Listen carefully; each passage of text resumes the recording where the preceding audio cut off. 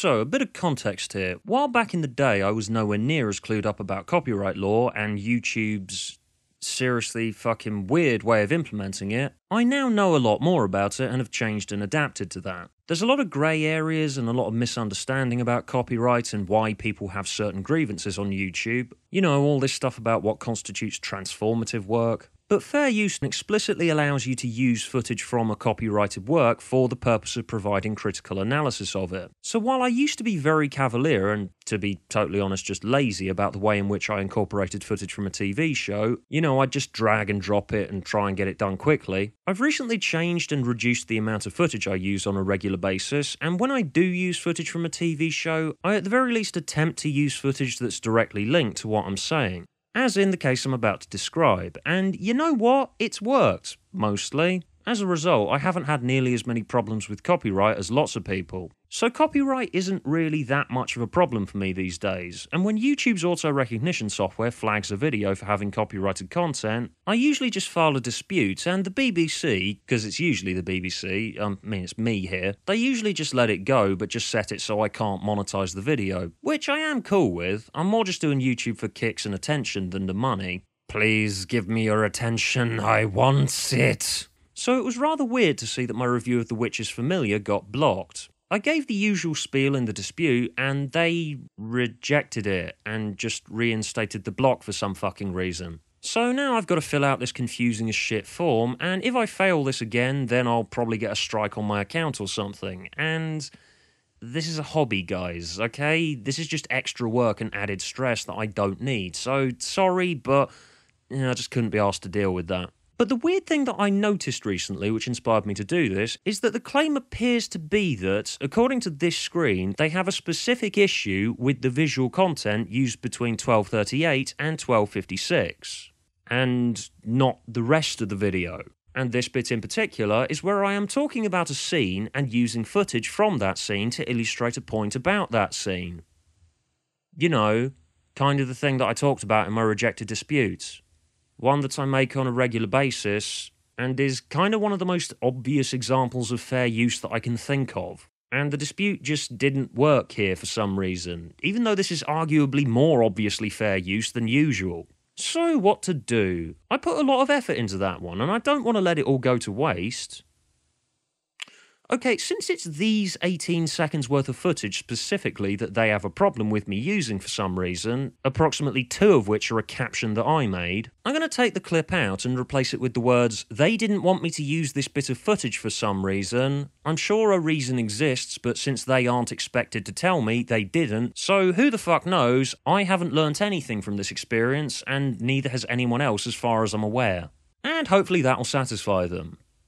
I mean, it's a pretty positive video, guys. Have you seen the sort of shit going on in my negative ones? This video isn't exactly one that you should be worried about people seeing. Shit, I better not invite further scrutiny of my back catalogue. Okay, fuck it. Here is the original, mildly edited video.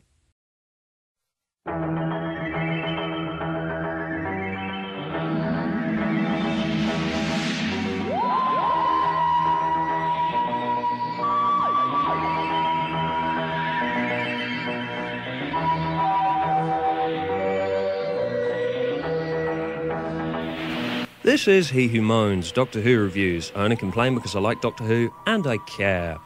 And I overanalyze too much because, whatever, it's just my opinion.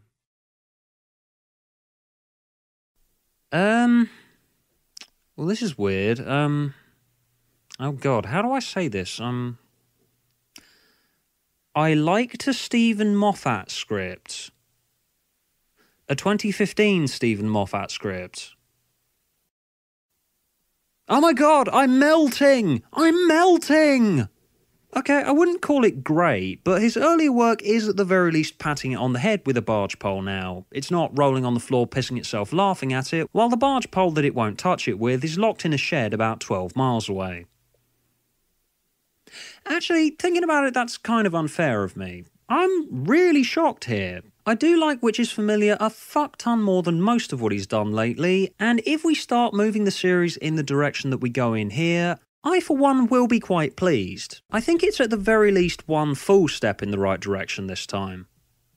Oh, there is still quite a lot of things wrong with it though, and I still think we had our priorities a little bit mixed with regard to how he's treated the order of the mood of this story. Essentially what he's done here is he's tried to write a two-parter in reverse. Part 1 was all spectacle and really high-octane fast pace, while Part 2 primarily does character drama. And no, I don't mind him trying to tell his stories in unusual ways. Hell, given just how many been there seen that ideas this story played with, he needed to at least do something to break the mountain of convention on display here. But the thing is, in Part 1, I was just kinda bombarded with epic for the entire thing, but because I'd been given pretty much no reason to really care yet, it just ended up feeling kinda hollow and empty to me, and I really don't think I was wrong to have the very numb reaction to it that I had. There wasn't really any easing us back into it. Magician's Apprentice just sort of grabbed me by the collar and screamed, "Give a shit about me, damn it!" I mean, maybe this is just me being a boring, miserable fart here, but if you just pound me with epic so much and give me no time to get comfortable, it can just kinda fatigue me before the actual story's even started. If you'd given me that spark of humanity first, I might have bought into it. But hell, it was an experiment, it didn't work, for me at least, seemed to for others. But even though my alternate title for this story would be even more of the fucking same, Witches Familiar actually did manage to make me feel something, and given how long it's been that something with Moffat's name attached to it managed that, yeah, it is possibly surprise that caused this reaction from me more than the episode's inherent merits, but I just know that I had fun with it, so in the end, who gives a fuck? Since we're playing Structure a Two-Parter as a mirror image of each other, this time round I'm going to start with some light negatives. First, the obvious one. Did anyone actually believe, even for a millisecond, that he would shoot young Davros? Did anyone out there think there was even the slightest possibility that he wouldn't shoot the hand mines? If you did, please enjoy approximately 6 seconds worth of slow clapping.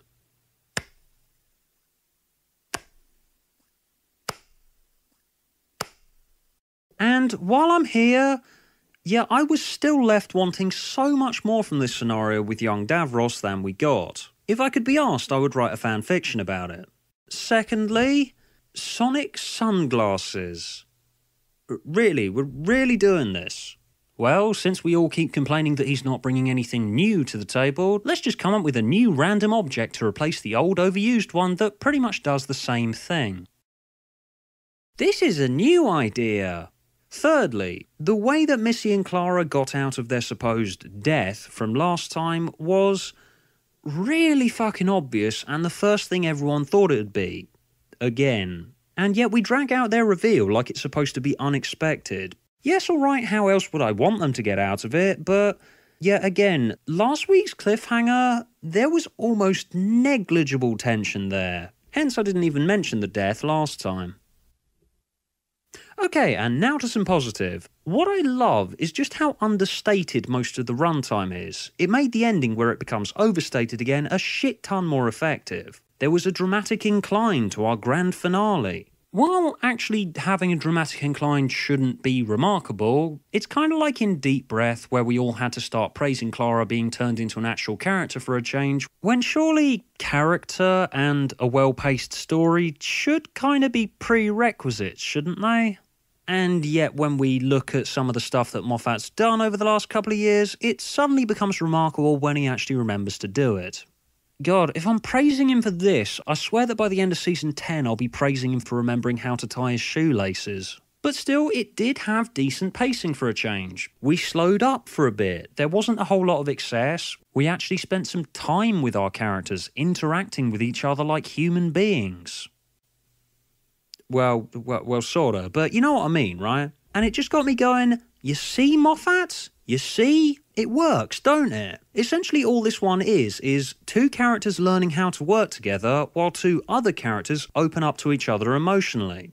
I really like that. That's the Steven Moffat I love, who could make something low-key feel high-key. Just a small handful of characters, talking lots. I was engaged in Missy and Clara's attempt to break into the Dalek City. I was genuinely feeling something for the Doctor and Davros. Old men now, one on the brink of death, reflecting on his life, and just wanting some kind of reassurance that it was good that he did what he thought was right.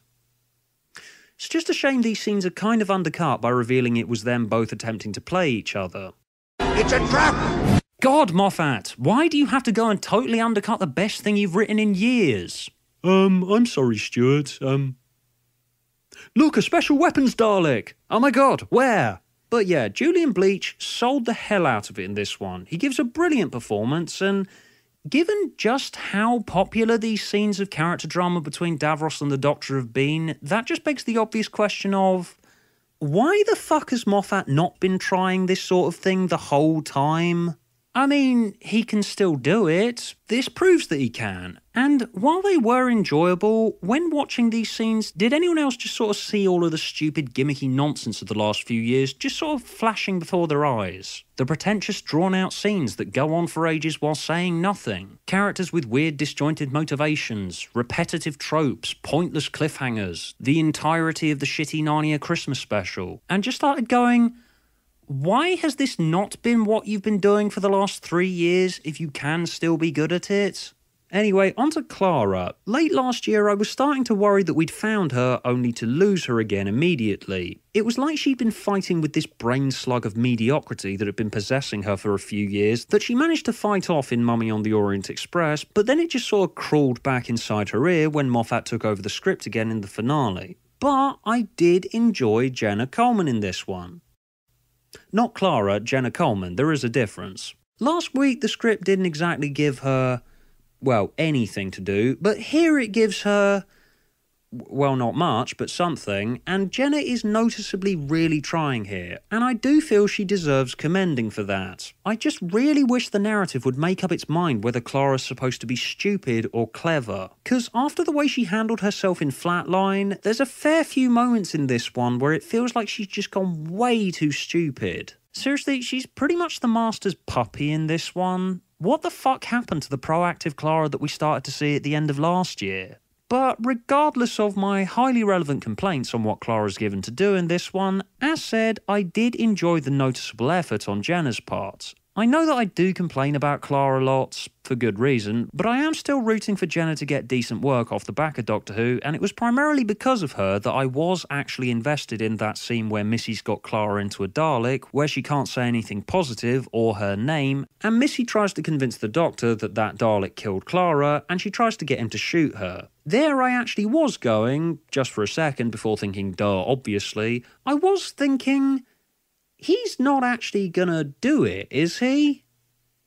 And secretly hoping that he was. That was probably the first moment that Missy actually felt like the Master to me. She's lulled everyone into a false sense of security to get the Doctor to shoot his companion. While it was really, really fucking astronomically contrived in the way it was put together, I did enjoy this bit. When I say astronomically contrived, what I mean by this is, one, as said, Clara basically being turned into what the episode required her to be, and two, yeah, it's controversy time again. Fucking Christ, these things are difficult. Seriously, Moffat, can you just leave the controversies alone for a few minutes? It's so much easier to talk about if I'm just given shitty innuendos to poke fun of. Now, in this one, Clara's being stuck inside a Dalek travel machine, having her voice and emotions converted into Dalek speak. When she says, I love you, it comes out as exterminate. When she says her own name, it comes out as I am a Dalek.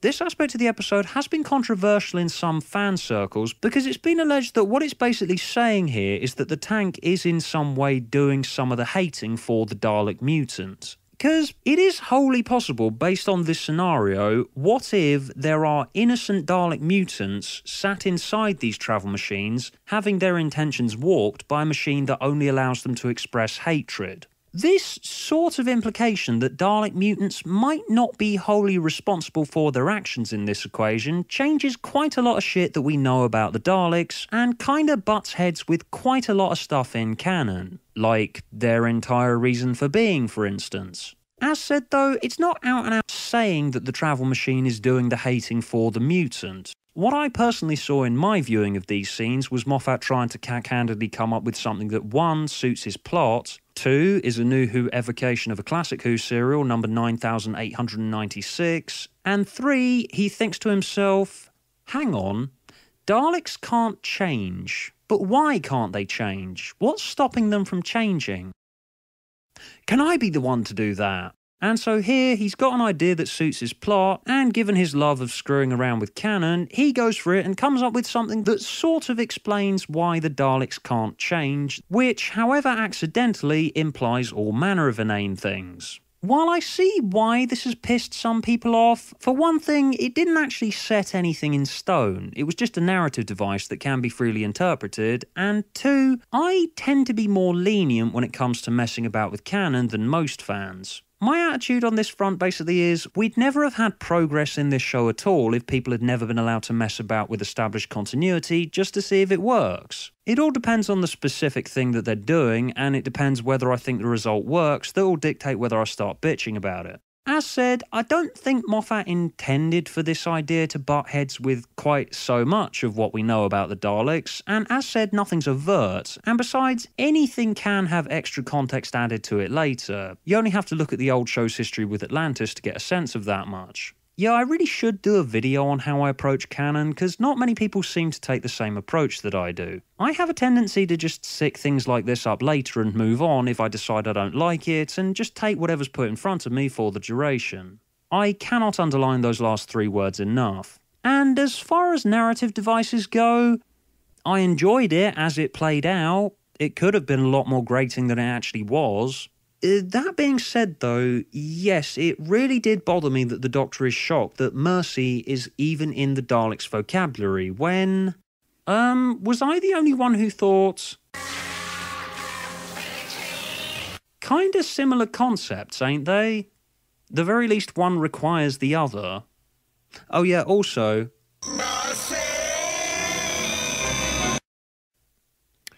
I'm not doing a very good job of justifying the I liked it that I started this video with, am I? Just so much about this scenario just doesn't work when you stop to think about it. Anyway, back to Missy. I'm still banking on her turning out to be River, somehow. There's still relatively little difference between the two characters, except for the bit where she lies about Clara. The sheer amount of one-liners she has in this. Normally I would start bitching about the continuation of the usage of the Stephen Moffat easy reference chart for writing female characters, and Christ how it pains me to see him use some of said tropes on the Master. For good reason, obviously, and yes, it's still relevant, but I can't be the only one who kinda just sort of let it go for at least about 20 minutes here. While last week I was getting a bit frustrated with Missy not feeling threatening, here I appreciated that I was actually given some time to just have Gomez and Coleman playing off each other because the episode didn't think it had to distract me with guitars and planes and snakemen and things. And it just let me enjoy their journey from the wasteland to break into the Dalek city. Anyway, I haven't been talking that much about Capaldi, have I? Yeah, I noticed that too. He seems to have vanished from almost every conversation I've had about New Who since my Deep Breath review. Same with lots of people really. The scripts seem to have taken precedence when it comes to talking points in fan circles. Lots of people were complaining last series that while they liked Capaldi, they didn't really feel like they knew who his Doctor was yet, and I do see why, and I agree with a fair few of their complaints. Everyone just sort of got caught up in the initial buzz of, oh my god, Malcolm Tucker is the Doctor! And we had people calling him possibly one of the best Doctors ever, based on hearing approximately 2 lines from him at the end of Time of the Doctor, and with the incredibly tedious 9-month-long hype around him, by the time we reached about halfway through Season 8, yeah, let's just admit it guys, the hype had kind of outgrown what they were actually doing with 12. But in Which Is Familiar, we appear to be moving away from last year's marketing of the Doctor as, you know, he's dark, he does monologues all the time, and this series is going to be very serious and grown up. To me, last year's attempts to forge this Doctor's identity just felt like they were done in a really heavy-handed way. In this one though, I actually started to feel like I knew who this Doctor was. He's gruff and serious in a Hartnell kind of way, and he has a very negative outlook. He does have noble intentions, yes, but importantly, he doesn't seem to be as sure of himself as most Doctors. And I like that. That's precisely what I've been wanting, because I don't know about anyone else, but I never wanted the Doctor to be seen as this magic super being who has the power to sweep in and wave his magic wand and save anyone he wants to, because where's the fun in that? And that was a problem that I regularly had with both Tennant and Smith. The narrative had a tendency to lick their shoes a bit too much, and Ten's occasional emotional outbursts kind of felt a bit token and grated on me a fair bit. In this one though, with 12, while the narrative did lick his shoes quite a fucking bit, as it always does, particularly the ending, but it didn't lick his shoes in totality. While it was just as cack-handed as Moffat usually is these days, the way that Capaldi played it in his scenes with Davros and the Clara in the Dalek one showed a lot of promise to me. Yes, the Doctor should be confident, but he should show some kind of fragility and hesitation. So it actually does get you to wonder whether he is going to get everyone out of this situation alive. And I found that encouraging. The 12 that we saw in this one did really give me some hope for the rest of the series. Overall, I enjoyed Witches Familiar for what it was. It's not perfect by any stretch, but while wildly flawed, I've been wanting Moffat to take a stab at something like this for a while, so I do appreciate the effort. Anyway, now it's time for Prediction Corner, the section of the show where I waste everyone's time by positing rubbish theories about what I think might happen by the end of the series. Okay, this time, right. So remember how Clara was basically a plot device in season 7, right? Well, remember River Song, the other lady who was a plot device? Well, the Doctor's companion turned out to be her mother, right?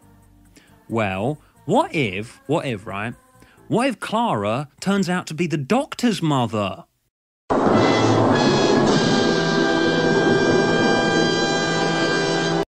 Again, it's like poetry, so if they rhyme. Fear is a superpower. The saddest thing is, I wouldn't put that one past him.